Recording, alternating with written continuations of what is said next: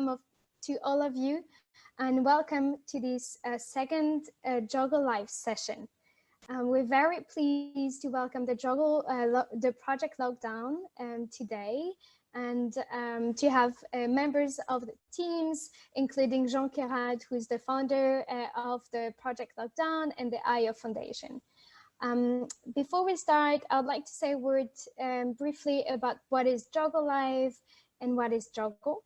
So JOGL Live is one of the many ways that Just One Giant Lab supports the development of projects and the collaboration among its community and any citizen across the globe that want to join us in this open science journey.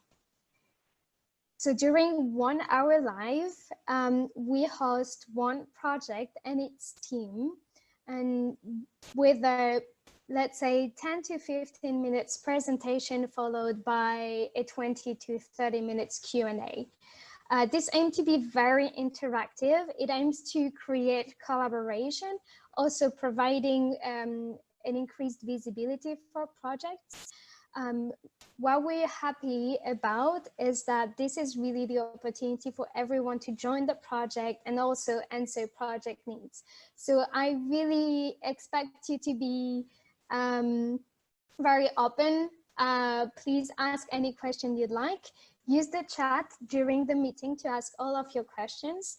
I've also provided you with an agenda, so you have all the useful links to JOGL or to the Project Lockdown in there. So you can use it, you can use this agenda afterwards, and you can also use it to provide with your personal contact information and details if you'd like us to be in touch with you.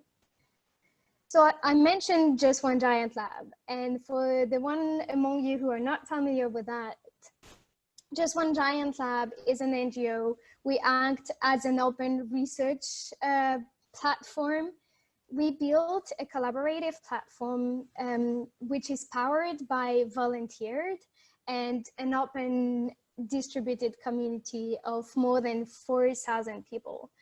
We are students, researchers, data scientists, designers, and all together we create and we develop open science projects. They can be a research project, innovation project.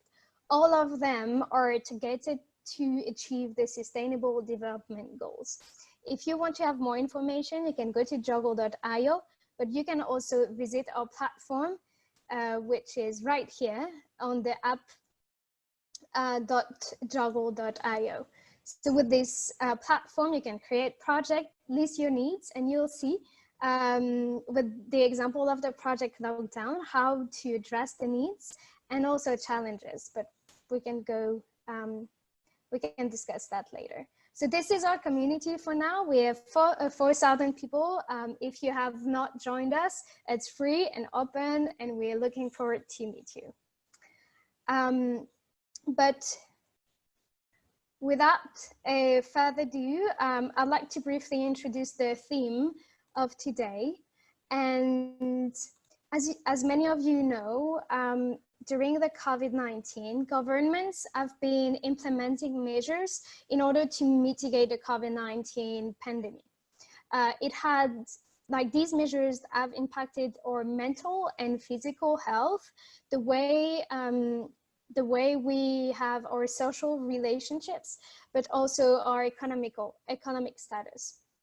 I'd like to just stress the fact that, as you all know, only the most vulnerable, not only, but mostly and more importantly, the most vulnerable of us were impacted. And today we are going to discuss the link between lockdown and our human rights. And for this, we're very happy to welcome the JOGL, the Project Lockdown. What do I want to call you, JOGL? You already, it's like you're us. The Project Lockdown, and its founder of the IO Foundation, Jean. Jean, I don't know if you'd rather me to read your description, or if you'd like to say a word yourself. By all means, since you're already on it, hello everyone. I'll just let you just read the biography and follow traditional protocol. Sure. So yeah. So Jean, and thank you again for being here with us. For a long while, Jean has been disturbed by the level of intrusion and information and communication technologies have in personal lives of citizen science and societies at large. With a full career in IT, first as a programmer and later as a, I never know how to pronounce that word, sysadmin. He took the leap in 2019 of founding the IO Foundation to establish more solid and targeted direction to address the digital rights from a technical standards perspective. So without further ado, I'll let the screen to Jean to talk about his work and the project Lockdown. Hi everyone, thanks Camille for having us here. Thanks to the JOGL team to put up the event and to have been receiving us so well and supporting us so much, trying to find proper members for the project that we are running. Without wanting to get into too many details, the organization on itself, it's called the IO Foundation. We work on an advocacy called data-centric digital rights. It's a little bit of a novel advocacy compared to the traditional digital rights conversation. We look much more on the confluence between policy and infrastructure, so that users do not need to understand or concern themselves on how certain elements, such as, for instance, data protection laws, have to be implemented. They have to be implemented in a way that are transparent into their application, so that you don't have to concern yourself on, when you delete your data, or when you request your data to be deleted from Facebook or from Google, for instance, to have a technical reassurance that actually happened. It's not the case right now, and there's a lot of disconnections. There's a lot of bridges to gap between policymakers and technologists, and that's part of the job that we do. We essentially proclaim that programmers and technologies at large are the next generation of human rights and digital rights defenders, and for that we need to make sure that they are informed and they are trained properly into what are the harms that are along the way and how they can actually prepare themselves to be proactive to avoid them. The project that is today the topic of the call is called Project Lockdown. It was a spontaneous reaction to a lot of the policies that were enacted by governments worldwide. Essentially, we started to see that there was this clamping down of the world, a world that we were so much used to see so open, to able to move so freely. All of a sudden, that was disappearing from our very eyes.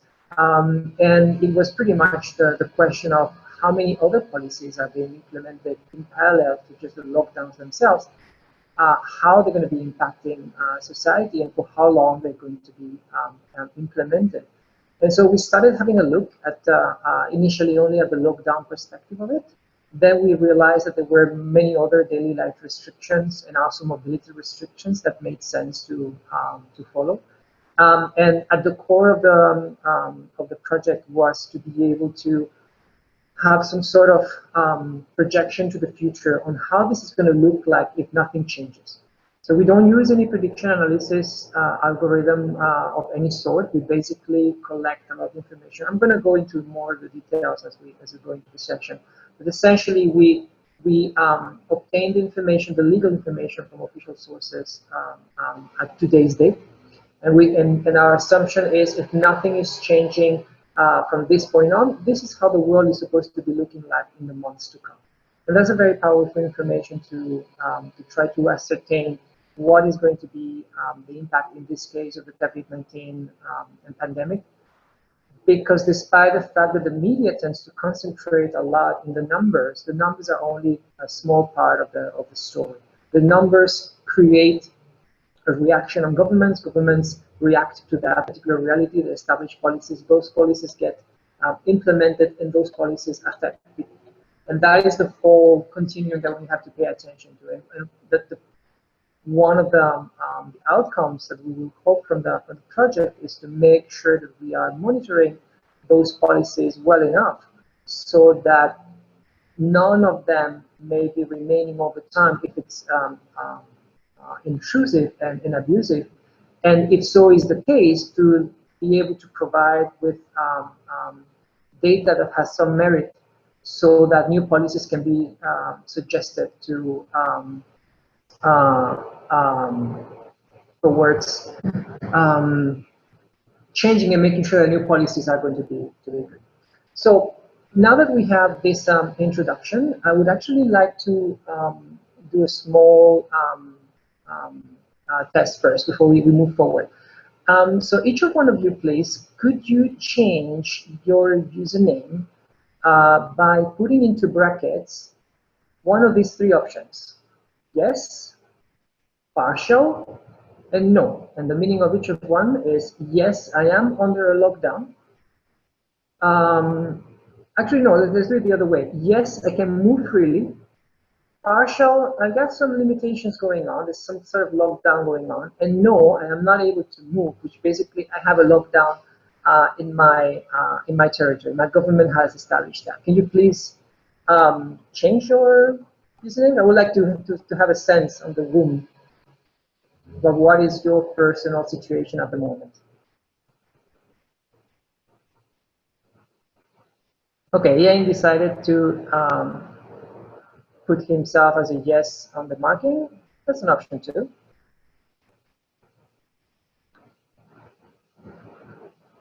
We were aiming at putting it on the left side of the username.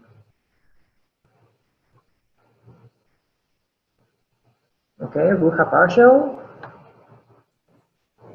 What about if we can't travel, if borders, let's say European borders are closed, should we say yes or partial? Basically, can you get out of your house? We're gonna get into the I will repeat. Yes means, so the question is, can you get out of your house? Let's put it this way. Okay. Yes means yes, I can. Partial is, well, it depends on the circumstances. I need to ask for permission or just a wide variety of options. No is by any means I cannot get out.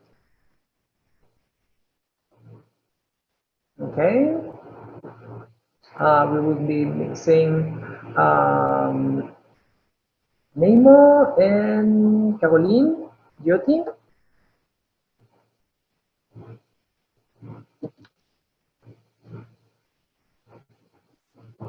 Let's give a little bit of a... Also, if you want to indicate the country you are in, especially for the people who said partial, that would be very interesting for our Q&A session. So you can just put it in the chat.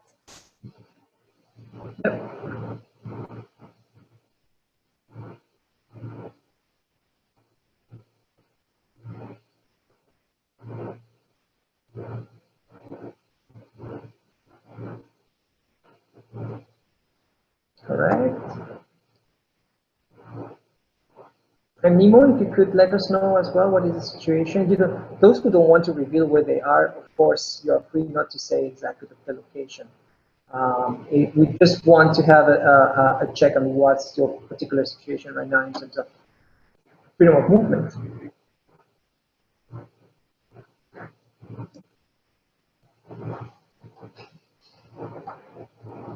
Okay, so a quick analysis on the situation.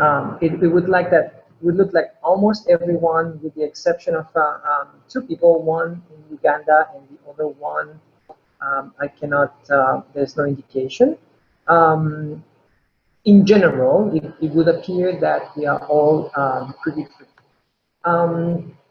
Project Lockdown looks at different policies that are going to be have been implemented by governments, and we analyze them from the perspective of the observance or potential non-observance of human rights and digital rights. So I'm going to be sharing my screen to show you a little bit how it looks like. I'm going to share my whole screen to make it easier.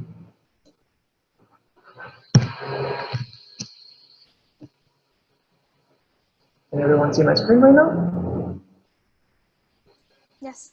Can you hear me? Thank you. Okay, perfect. So this is the landing page for Project Lockdown. What you see on the screen is basically a general map of the world. Each one of the territories, and please remember the word that I just said right now, I said territories and not countries, are colored in different colors according to the state of the situation. We have a legend here on the left side. We have the possibility of searching territories and zoom in directly into them. We have here what we call a time slider, which I will show and I will demonstrate now. And we also have a huge, huge importance for a feature for us, which is localization. We can essentially translate the whole interface into different languages, because one of our target audiences are general users, and we want to be able to portray different cultures and communicate in ways that are easier for them to understand. Chinese simplified and Chinese traditional. I'm going to go back to English.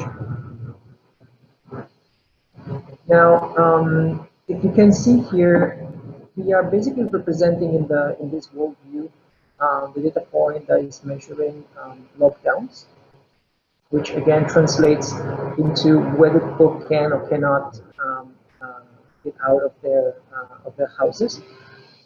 If you have been thinking about the way you answer the question, you may realize that it wasn't an easy question, and that's part of the challenges of the project. What do we understand by being able to get out of the house, and who is allowed to do that? You have to think that regular users, regular citizens, may be subjected to different criteria than, for instance, medical frontliners or even law enforcement. So when governments were asking people to stay in their houses, they were essentially asking the regular Joe and the regular Jane, the regular citizen, to stay in. There were a lot of people who actually were expected to get out of their houses, those medical frontliners, law enforcement, maintenance of basic services, and so on. So establishing a criteria has been one of the challenges that we have in the project. And we basically came up with a fairly intuitive scale, which is essentially measuring from the perspective of respecting a specific right, in this case, freedom of movement, whether that right was being respected or infringed. So any response to a data point that is a yes is a positive thing, and we represent it in green in this particular data set. Any partial situation will be represented in orange, and any red situation, which in this case is equivalent to an actual lockdown enforcement, would be in red. And you will see here in the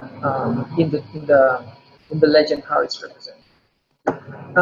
If you click into one of the territories, you essentially can see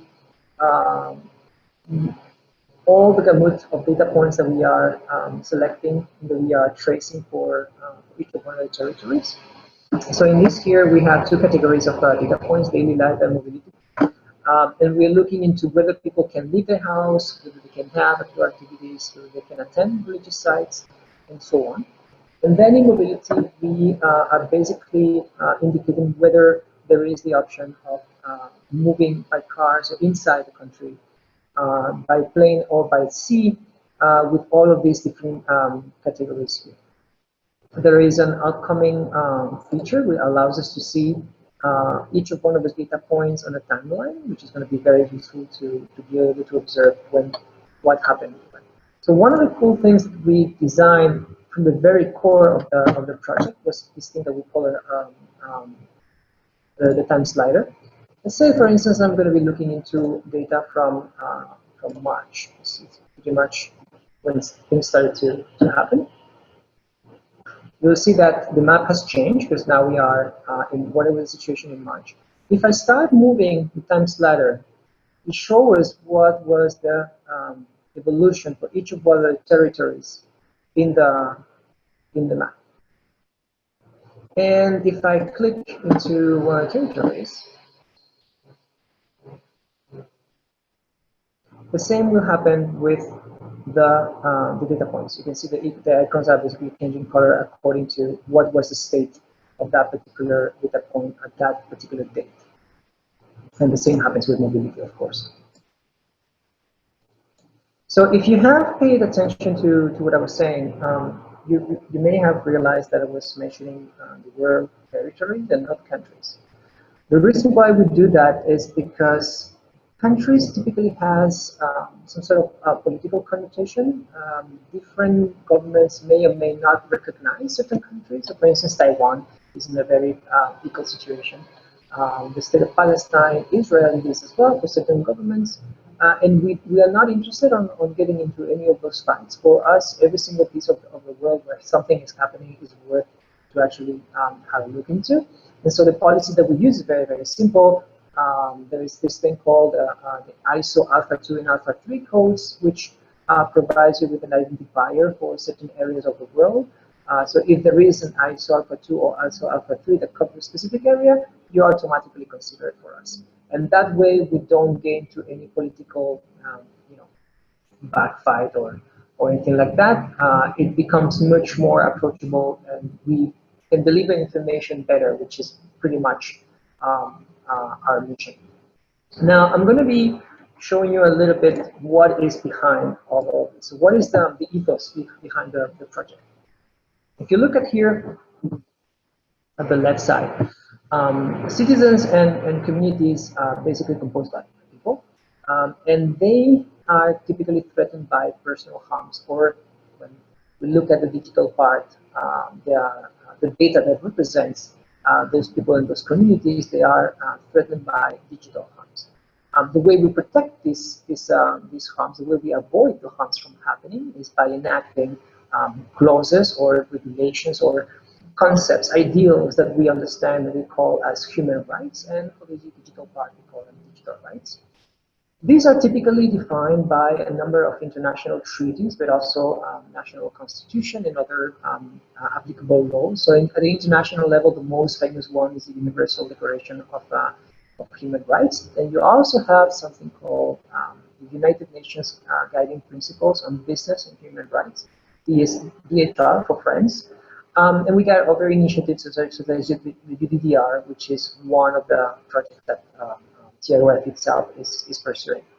Now, all of those regulations, whether international or national level, they are enacted by governments and international organizations. And typically, they are supported by stakeholders, which can be civil society, corporate, even citizen movements, and so on, who try to provide a feedback in order to give some idea on what should be improved for those rights to be properly implemented.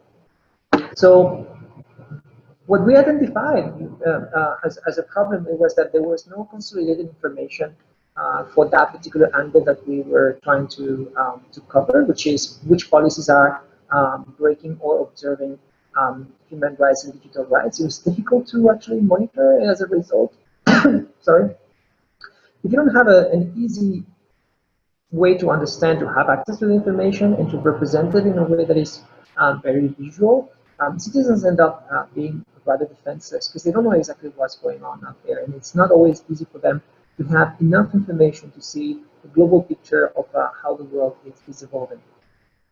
So the way we function in Project Lockdown is the following. Governments worldwide enact a number of policies, and those policies can be in a number of, in a range of matters, whether it is immigration, whether it is right now with the COVID-19 non-pharmaceutical interventions. By the way, that's a very fancy word to mean policy. This is something they started using with the COVID-19 pandemic called NPI, non-pharmaceutical interventions. So they issue all of those, and through our community, which is composed by third parties, Project Lockdown itself, all members, our partners network, we got a number of organizations working with us, and also public submissions. We collect all the sources that we believe could be interesting in order to capture the information that we want for a specific data set layer. With that, we analyze those sources, we do a filter, we have a QA the first step of a QA in our procedure to make sure that we only get the sources that are going to be relevant to us. And once we finalize, we have a full list of curated sources. Then we enter into another phase where we encode the data and we apply a review process, which is the second QA on the data, and is introduced in the database through an API. That same API is used by our mapping platform, the one that you just seen before, and by the research team that we have to obtain information that can be categorized. The idea is that right now all the information is to be reaching out to a number of audiences. We have, for the current dataset layer for COVID-19 NPIs, we are attempting to present information to a global audience to understand what is the actual evolution of the world with these policies. Also, human rights defenders, so they can use this information to inform better policies. Journalists, so they can say the necessary stories about what's behind it.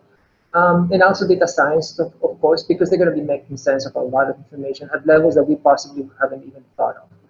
Now, really, the intention of the project is not to just provide information to this audience, is to actually create a positive impact, okay? What you want is to be able to turn whoever is looking at the information into someone who understands the gravity of some of those policies, and I'm going to give some examples now, and then participate actively in the process of making sure the governments know that the next policy must be much more respectful with their human rights and digital rights. So essentially what you want is to be able to close that loop. And the best way is to provide them with information that is concise enough, impactful enough to make people think, oh, actually this needs to change, because otherwise long term, and this is why we provide the future perspective with the time slider, things are actually not going to be improved. And what would be, for instance, one example to be concerned about? Well, I think everyone agrees that to a certain degree, we were all okay to give up or to put on hold some of our essential freedoms, such as freedom of movement by staying home, because it was a matter of public health. And we knew that that particular decision wasn't necessarily to be seen as a sacrifice. It's essentially a team play situation to make sure that less people get infected, that less people have to end up in the hospitals, that less medical frontliners get infected themselves, that less people die, hopefully, and even to minimize the possibilities of the virus to mutate into an even more virulent strain. So there's basically is a teamwork effort, if you think about it. Now, in order to reinforce that, because not everyone has a teamwork mentality, some people wouldn't want to follow those guidelines. You will have at times the need to reinforce your law enforcement members by bringing in the military. So this is not absolutely inconceivable. It happens in many, many situations, specifically in those situations where a country, sorry, this is not easy, a territory might move into a state of emergency, whichever state of exception. And that is fair enough, because you do require that extra manpower. Now the question is, once the state of exception has extinguished, why would the military still remain on the street? That's actually a red flag for us. And so what we observed is that certain governments had just a perfect scenario to start passing certain regulations that did not seem to go away after the pandemic itself, after the flattening of the curve. And that's something that you really want to monitor. We have a series of automatic red flags, for instance, when a policy doesn't have an end date. That for us is a concern, because all of the policies that were enacted during the COVID-19 pandemic are supposed to be a response for that particular situation, and beyond the flattening of the curve, they shouldn't be remaining for too long. And so we have a look at that, and we try to pay attention to and monitor and make sure that Well, the governments are behaving. Let's just put it that's it. So the platform itself really helps a number of constituents to monitor, to raise awareness, to also empower citizens and vulnerable communities. It can be used for learning, and it can definitely, or we hope really it's going to be used for policy making. We want to provide information that is going to be with enough merit so that it can be used to sustain arguments in policy making, and also to foster participation from communities and from all stakeholders that could be involved into policy. One of the criteria that we have been using in terms of being able to provide high quality data has been to concentrate as much as possible on official sources. Put it this way, if you're going to be an organization or a citizen who wants to propose a change of a policy, you need to have sustaining data to explain exactly why you want to do this change, okay? If we were recollecting information from media, anyone who doesn't agree with your change proposal can actually take down your arguments by saying, well, this media is biased. On the contrary, if you are basically using information from governments, well, information from governments is legally binding, and there is no actually escaping out of that. Also, if someone may have been under the abuse of a specific government, they can try to use that information to be able to explain, well, this is not according to law at that particular time in the year. And we also have observed that, interestingly enough, some governments did not want to regulate properly. So we actually have another value inside that particular data point for the lockdown that is essentially unclear, whereby we have observed official communications that do not give specific criteria on whether they want you to stay at home or they allow you to actually leave. And that is a very tricky way to basically do whatever you want and arrest anyone you feel that is going to be a problem for you. And that has been something that has been used against human rights defenders all over the world for so many years. That is pretty much a red flag. I can tell you that certain governments right now at the moment have been taking advantage of this. And in certain places in the world, they are going house by house, searching for journalists and searching for human rights defenders and for people that they don't want out there. And with the excuse of COVID-19, they are basically putting them into places. And you can imagine those places are not going to be a 5-star hotel. We also have a huge, as you were seeing before here with the language, with the localization, we have a huge component of localizing the platform. And for that, we use a number of geographic TLDs. So we have .world with the general map. We have .africa that loads it centered into Africa. .asia, which of course represents Asia. .eu for Europe. .Latin America for Latin America. .me for Middle East, and .us for US, Canada, and also Mexico for North America. We also have prepared the interface so it can be customized and be embedded. So if you just pass some query string, you basically can remove here, for instance, the stat box, but then yet you want to leave the slider. If you put the slider equals 0, the slider will disappear, and you can just set the data you want, and so on. So we hope this to be able to be used by researchers and also media to be able to portray a specific situation for the viewers. More information on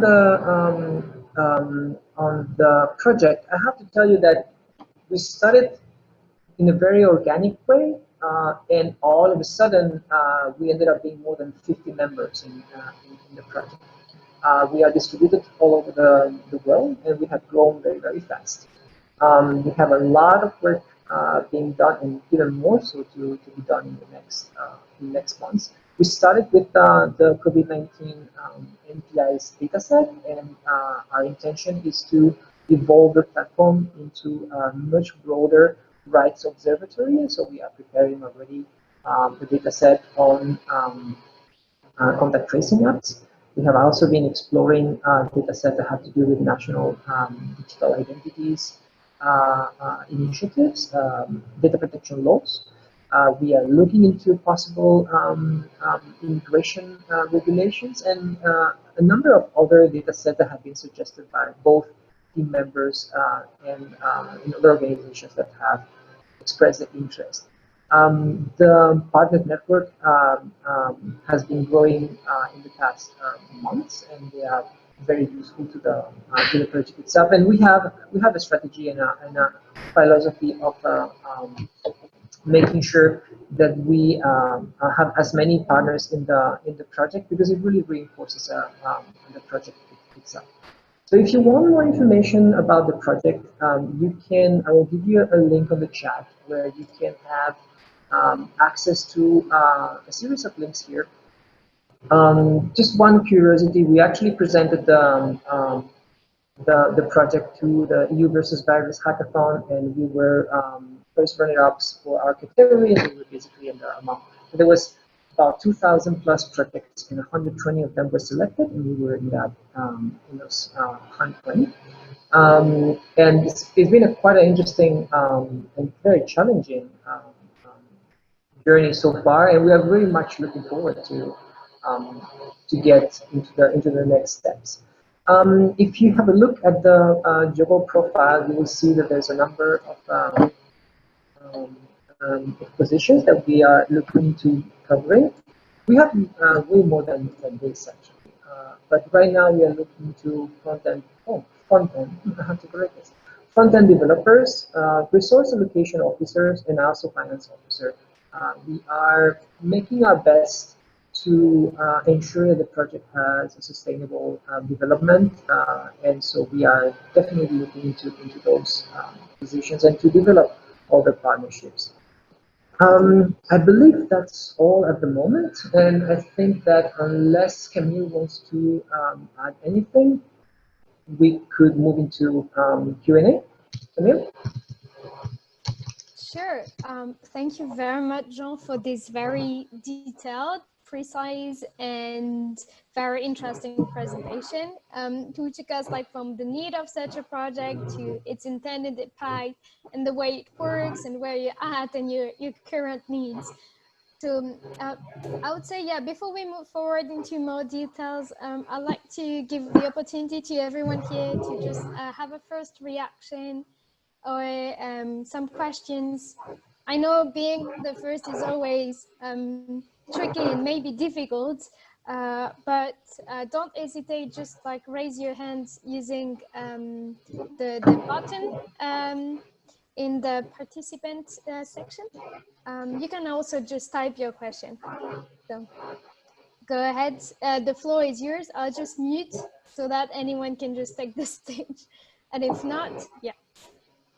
And if not, we have plenty to discuss. Also, meanwhile, I would like to myself ask a general question. Since we have the yes/no option in the list of participants, I would like to ask the participants: how many of you have you ever heard about the UDHR, the Universal Declaration of Human Rights? You can answer with a yes or with a no.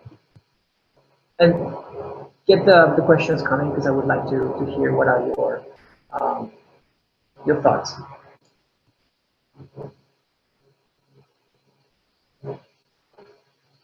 So Fabian has heard about it. Helen Chesley hasn't. Who else?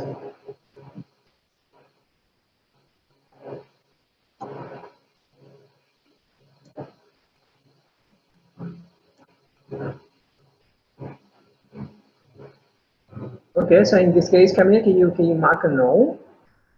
Sorry, Camille, can you mark a yes? And Caroline, you should mark a no. Oh, in the name. Yeah, there has to be some icons on the bottom of the participants list, yeah. And that's how you can actually this sort of reactions if you want. Yeah. Okay. Typically, in any audience, no matter the size, I usually don't get more than 2 or 3 people who actually know about NVIDIA. And if it's a technical audience, it even gets somehow worse, because A lot of them may have heard about it. Less of them have actually read it, and almost no one remembers it. Would you actually mind, maybe while people are writing questions in the chat, to define a bit where, like, where is the interplay with human rights and digital rights, and because you presented in the first part of it, and then in your brochure. Yeah, let me share it again so I can actually make a little bit more of a point on that.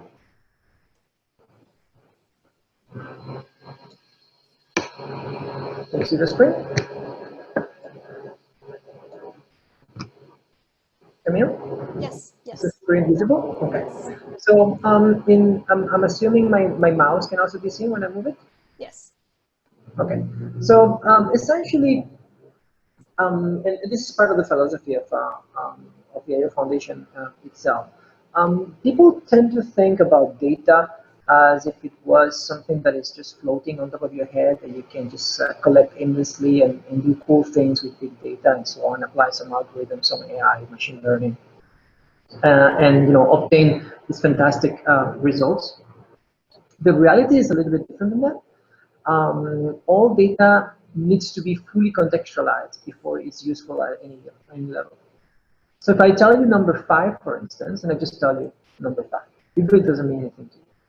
It only gets any sense to you if I tell you number 5 represents the amount of fingers that I have in my left hand, or the number of credit cards that I have in my wallet, or the years that I've been working in a specific company. And it's interesting that if I say the amount of credit cards in a wallet, and then I'm not even saying which wallet, to whom that wallet pertains, that data is still unvaluable. You really need to fully contextualize data so that it has any value for anybody. And that essentially means that you cannot sever the connection between the user and its data. Never. That essentially means that I am my data. And so when you look at the harms that can be do at your personal level, so in here, for instance, and there's different harms, so for instance, not being able to express yourself, not being able to move wherever you want to go, not being able to have a certain belief system. Those are harms that can essentially affect you long term and create a worse circumstance for you to be living, or ultimately to possibly die. In the case of your data, we understand in TIA Web that there's exactly the same type of rights that apply to the data itself. And so you palliate the possible impact of harms by establishing regulations or principles that are going to be creating an environment where that may not be happening, where the harm cannot be caused. So, for instance, in the case of being able to move is the freedom of movement. In the case of expressing your ideas, it's freedom of expression. And in the case of being able to follow a specific value system, is freedom of religion. And all of those, for instance, are covered in a document with the UDHR, which stands for Universal Declaration of Human Rights. We understand that the same happens with your data. The digital harms that can affect your data should also be protected by digital rights, data-centric digital rights. And so the same channels that you have in terms of establishing regulations should be applying at the same level as human rights. And that's why we are basically trying to trace and monitor both at the same time in Project Lockdown, because both of them actually are important. If you protect people's data, you are indirectly protecting people. So those digital harms are absolutely critical. Thank you for the precision. And I think it's indeed really like interrelated, and there's a lot to say about it, especially when we saw the numerous debates that were generated after some apps tried to use personal data or location in order to inform people whether or not they were in contact with or at proximity of people having COVID. So that this is one of many examples of its interplay. We have only a few minutes left, and I'd like there are two things that are to me quite important. The first one is to envision how people in this room could potentially collaborate with you and help you addressing the needs. I know one of them is having feedback on the platform you developed. So how about you tell us a bit more where you're at, what you need, and how people can help you, and how people can contact you. And adding to that, I'm going to be reposting the agenda so everyone can just write the name and contact. Yeah, so I just posted a link on the chat that is essentially a collection of information on the project. You can find there two links for expression of interest for people who would like to register with the project, and we just will be in touch with them and see what is the best fit for them in the project. Otherwise, we essentially encourage them to go to the profile in JOGL, look at the description of the needs that we have, and try to help. We essentially, those needs there are not exclusive. We are always welcoming people for the. We have, like I said, more than 50 volunteers distributed across over 10 teams. We got data science devs, UI UX, we got comms, we got legal, we got HR. So there's pretty much space for almost anyone who feels enticed. The most important part is really being moved by the idea of making sure that human rights and digital rights are enforced across time for everyone. We will always find a way to collaborate and find something to squeeze on that. We have a lot coming up in the process in the next weeks and months, and we are definitely looking forward to incorporate new people. Thank you, Ian, for coming. I think Jan had to leave and just commented that he agrees that my data is at the level of human rights and is a big issue going forward. And he mentioned that he'll feedback via the expression of interest form. So thank you, Jan, for that. Anyone else would like to provide a feedback or maybe share their stories or what project they're working on that relate to the project lockdown? Any feedback or experience to share, because we are sharing community? I will add that in the list of links, you will also find the social media account. So if you can follow the general account or the one for HR, that essentially will be posting possible needs on Twitter. And seriously, if you have any questions about the project, now is the time to post it. If you have had any experience as well related to how certain policies may have been enacted in your territory by any means, please also share. If you are participating in other projects that you think could actually be a good partner for what we're doing, we're also more than happy to explore those possible collaborations.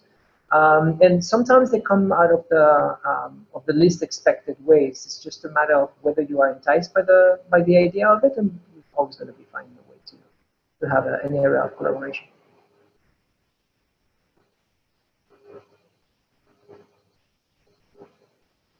Let me share very briefly where you can find the project lockdown on JOGL.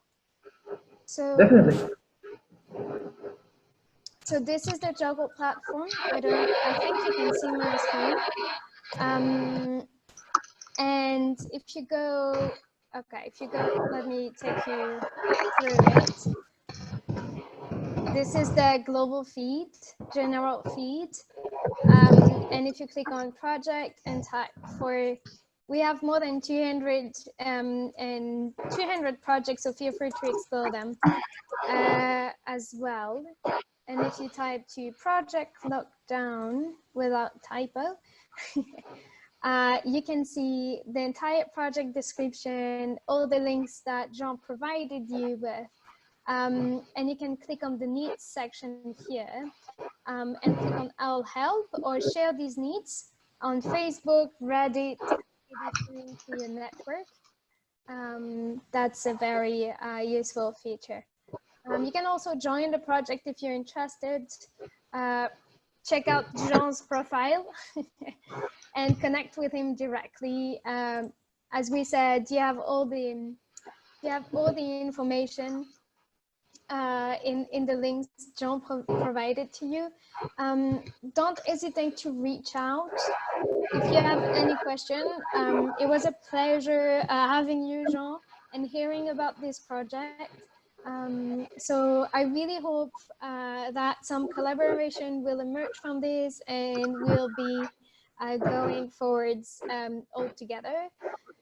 I think we can end this session. I just want to end by saying thank you to everyone attending and taking 1 hour to listen to the Project Lowdown story and your experience. I hope that, well, you're going to go out of this meeting with some new ideas, potentially some new partners. And don't hesitate to register on JOGL, to reach out to everybody. We are also on Slack. So yeah, there are many ways you can contact us and stay in touch. So yeah, thank you again, Jean, and the whole Project Lockdown team here. And I look forward to seeing you soon on JOGL Live. We have a next one next week. So yeah, stay with us, and thank you so much. Thank you, Camille, for having us. And thank you for part of the team to be here supporting us. It's very nice of you guys. Yeah. Cheers. Have a nice day, everyone. Bye-bye. Oh, wait. I forgot something. I forgot. We usually do a picture. This is the part I like the least. So this is why I tend to forget it every time. If you, if the people here don't mind, could you please switch on your video? We're gonna just do a group picture. Very briefly, you can smile or not if you're not in the mood.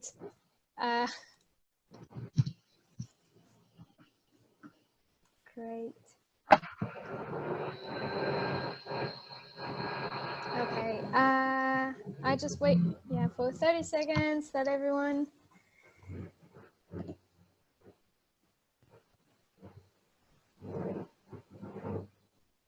Okay, Rua, Rashika, Nemo, Dimitri, your screen is dark. Okay, your camera is not working. All right. Nice seeing you. All right, I'll consider that the people who haven't switched on their camera just don't want or can. So let's say hi, hello, and yeah, I'll count to 3. 1, 2, 3. Hey. Great. Thank you, everybody. Have a wonderful day, whether it's morning or evening, and chat to you soon. Bye-bye.